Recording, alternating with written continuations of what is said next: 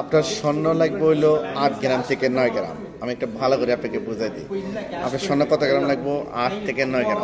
আপনি যদি কন দেন এই ধরনের আমাকে মোটা আছে 8 গ্রাম 9 গ্রাম দেন, তো আমি কই পাবো? আপনি কন এই জিনিসটা এগুলো গ্রাম করে হইলো কি 30 থেকে 32 গ্রাম করে এগুলো পার গ্রাম করে। আচ্ছা, এবার এগুলোর ভিতরে আছে আপনার 7 গ্রাম 8 গ্রামের ভিতরে, এগুলোর ভিতরে আপনি যদি কন দেন দেখেন স্পষ্ট করে দেখা যাচ্ছে এগুলো 9 গ্রাম করে। ঠিক আগে যে সেন্টার ছিল 32 গ্রাম করে।